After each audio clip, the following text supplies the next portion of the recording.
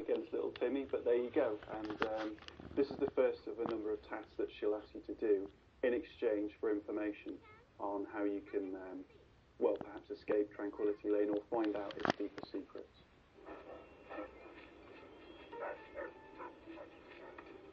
So the first of your bastard quests sends you to make this little boy cry, and you know there's a couple of ways to do it.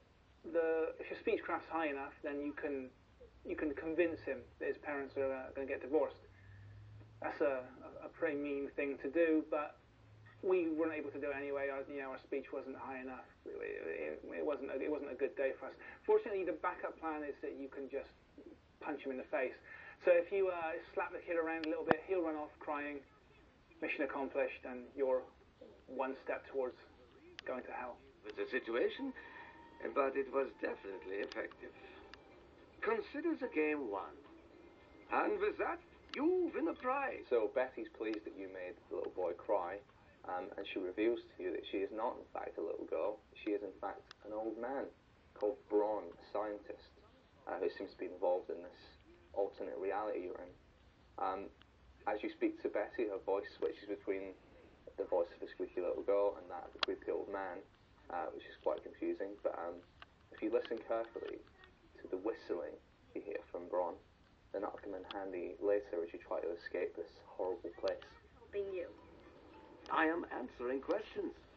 More than the one original question I granted you, I might add. And now I think it is time you do something for me. Pay a visit to the Rockwells. They're very happily married, and I'd like you to change that. So you go back to Betty and you find out her second task. And the second task is a bit more sinister than the first one. And you really sort of getting it makes you feel a little bit uneasy. She asks you to go and end the marriage between the Rockwells. So you go into their house, and the mission all sort of kicks off when you read Janet Rockwell's diary. And in her diary it says that she suspects her husband of being unfaithful, just suspects it. So there are a number of ways you can approach this. The most obvious and perhaps the most boring one is for you to go and just use your speech skill to convince her that, yes, her husband is having an affair, and just sort of feed her paranoia. But you don't really want to do that. What you want to do is something a little bit more unusual. So there are a number of options, as you'll find out, as to how you can play this mission a little bit more off the beaten path. You don't belong here. You're not supposed to be here. It's not real, none of it. It needs to end. The suffering must end. We're not really here. So if you really have exploring Tranquility Lane, you'll find an old dear called Old Lady Dithers. Now, she'll put you onto a new track, the idea that maybe you don't have to be a complete bastard to get out of this simulation. Maybe you don't have to play along at all. Maybe you can just go to this abandoned house nearby and escape through there. She says there's a way out, and doesn't really put you onto it in any more way than that. It's up to you to find this way out, and I think a lot of people at this point would probably take that option. You know, you're going to swing your moral compass heavily one way if you just do what Betty tells you. But we're having fun following the rules, so let's stick with that now and see what happens. The only terminal to the outside, the only way to shut the whole thing down. You've got to find it.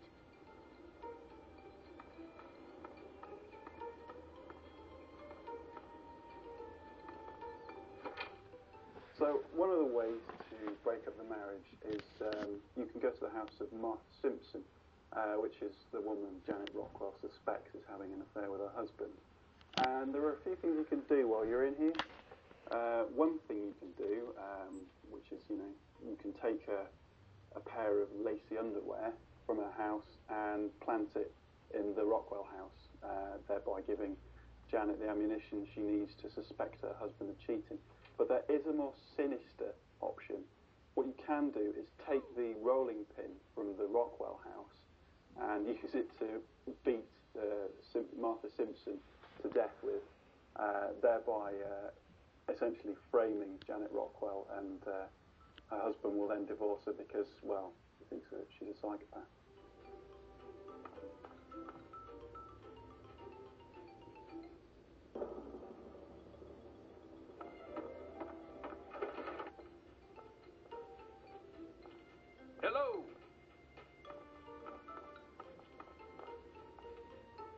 there.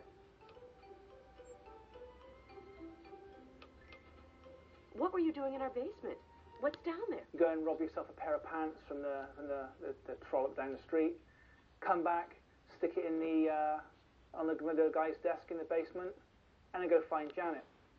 You fetch her, bring her down, say, hey, I've got a little treat for you down in the basement, something for you to see. She comes on down, the suspicions are confirmed, there's a pair of used pants on the man's desk. What a monster. So she says, wow, I never knew this, and you can really rub it in, you can lay it in thick and say, oh, you know, maybe these must be your pants, right? She's like, not mine. You go, oh, someone's been up to no good, and that will break them up. Job 2, done.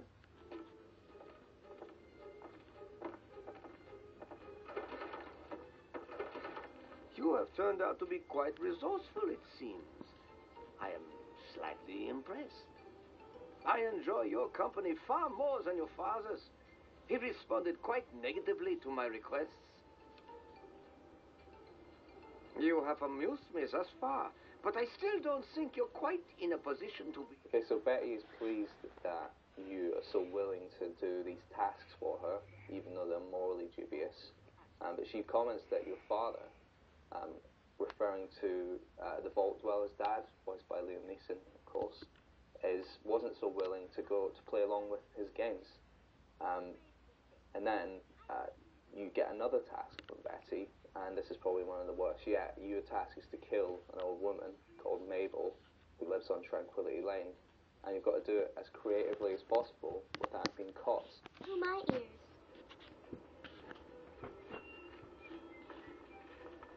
So you got 3 options. You can't just stick a knife in the old deer's back, so let's be more creative. You can rig her oven to blow. Oh, that'll pretty much do the job. You can program her house robot to chop her up. Again, job well done. But what we've done is go for the creative sort of big squashing option, which is to head upstairs, rig the chandelier to fall. She'll step under it. It'll drop on her head. Again, job's done. Very clean, very nice, and you've not left your fingerprints anywhere over it. Exactly as ordered.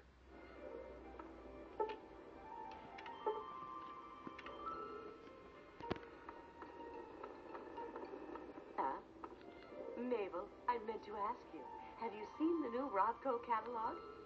I thought you might be interested, since you don't seem to like your Mr. So in order to kill Mabel, we have to get her back to her house, where we have cleverly rigged a chandelier to drop on her head. And to get her back, we ask her, because we're a kid and she wants to be nice to us, to bake us a pie, which involves her walking back to her house with you. When she gets back there is no pie to be made because the chandelier crushes her skull. Hello.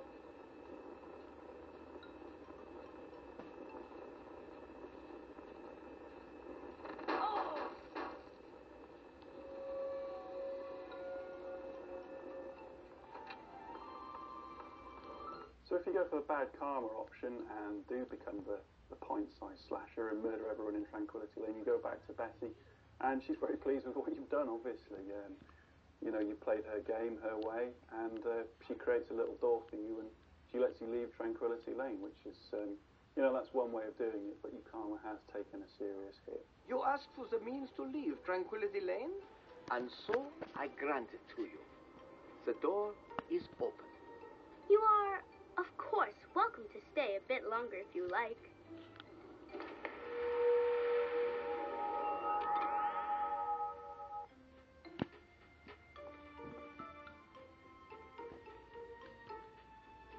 But there is a good way to finish this quest without killing everyone and getting good karma in the process, which is to find the abandoned house, which is on the street, and inside you'll find this collection of objects that make a certain tone when you touch them.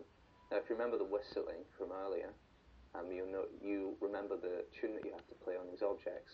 Doing so reveals a computer that appears out of nowhere, and you can initiate the fail-safe end to the program that you're trapped in.